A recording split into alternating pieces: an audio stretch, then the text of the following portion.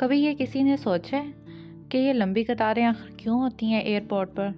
شاید ہر کوئی میری طرح یہی سوچ رہا ہوتا ہے کہ وہ سیکیورٹی چیکنگ کی وجہ سے اپنی فلائٹ ہی مس نہ کرتے ہیں۔ جی ہاں، آج میں لے چلوں گی اپنے پہلے سفر پر جو شروع ہوئی رات کے وقت ہوا۔ جہاز کی کھڑکی سے باہر کچھ نہیں دکھ رہا تھا، چاروں طرف اندھیرا ہی اندھیرا تھا، تارے اور دل میں کہیں خواب اور کہیں امیدیں، کیونکہ نیدرلینڈ کا نیا چیپٹر میری زندگی میں شروع ہونے جا رہا تھا۔ دبئی ایئرپورٹ پر میرا قیام کچھ گھنٹوں کا تھا۔ ایئرپورٹ کی رونق دیکھ کر تو جیسے میری تھکن ہی غائب ہو گئی تھی۔ لوگوں کی آمد و رفت اور مختلف قوموں کے لوگ، ہر کوئی اپنے ہی منزل کی طرف مصروف تھے۔ پہلی بار اتنا بڑا ایئرپورٹ پر آ کر دیکھا تو ایک عجیب سی بے چینی محسوس ہوئی، کہیں یہ خواب نہ ہو۔ چیزیں اتنی شاندار تھیں کہ دل کر رہا تھا کہ وقت یہیں رک جائے۔ ہاں، ایک دلچسپ واقعہ یہ ہوا کہ میں نے ایک جوڑے کو دیکھا جو دنیا کے مختلف حصوں سے آئے ہوئے تھے اور انہیں دبئی ایئرپورٹ پر پہلی بار مل رہے تھے۔ ان کی خوشی دیکھ کر لگا جیسے واقعی یہ دنیا کتنی ہی چھوٹی ہو چکی ہے کہ ان کی ملاقات کا منظر دیکھ کر دل خوش ہو گیا اور سوچا کہ یہ سفر نہ صرف جگہوں کو جوڑتا ہے بلکہ دلوں کو بھی قریب لاتا ہے۔ جیسے جیسے وقت قریب آتا گیا، جب میں اپنی فلائٹ پر سوار ہونے والی تھی تو دل میں ایک عجیب سی ہلچل ہونے لگی۔ ایک نئی دنیا، ایک نیا خواب، سب کچھ اتنا قریب تھا میرے۔ آخر کار وہ لمحہ آ ہی گیا جب ہم اپنی سیٹوں پر بیٹھنے لگے۔ کیا ہی بے صبری سے اس لمحے کا انتظار تھا۔ جیسے ہی گیٹ کھلا، سب بچوں کی طرح اپنی سیٹ تلاش کرنے کے لیے بھاگنے لگے۔ ہر بادل کو پار کرتے دل میں ایک ہی خواہش، بابا سے جلدی ملنے کی۔ 9 سال کا طویل انتظار اب ختم ہونے کو ہے۔ دیکھتے ہیں ملاقات کیسے ہوتی ہے۔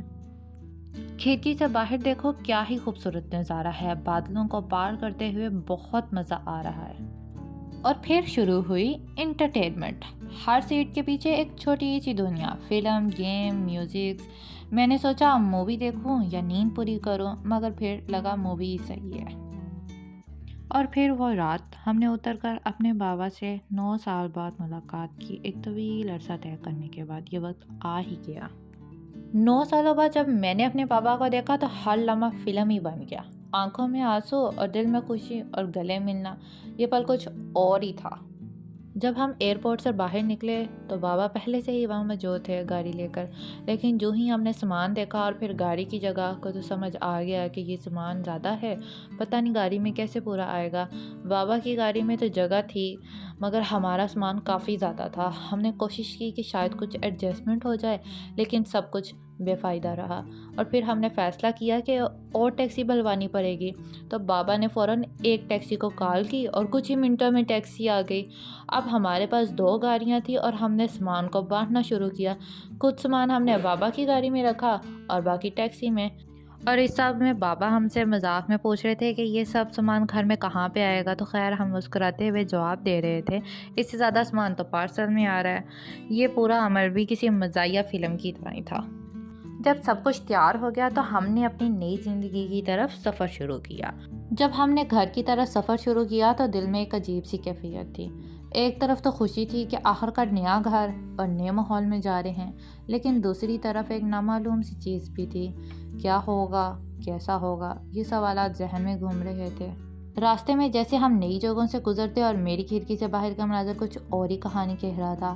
ہر نیا منظر اور ہر نئی سڑک ہمیں اپنی نئی زندگی کی طرف لے جا رہی تھی، جہاں ہر چیز ایک نیا موقع اور ایک نئی شروعات کا اشارہ دے رہی تھی۔ بابا کی آواز نے خیالات کی اس جھرمٹ سے باہر نکالا جب انہوں نے پرجوش لہجے میں کہا، دیکھو یہ وہ جگہ ہے جہاں ہم نئی یادیں بنائیں گے، نئی کہانی تخلیق کریں گے، اور ان باتوں کو سن کر دل کو سکون ملا اور ایک نئی امید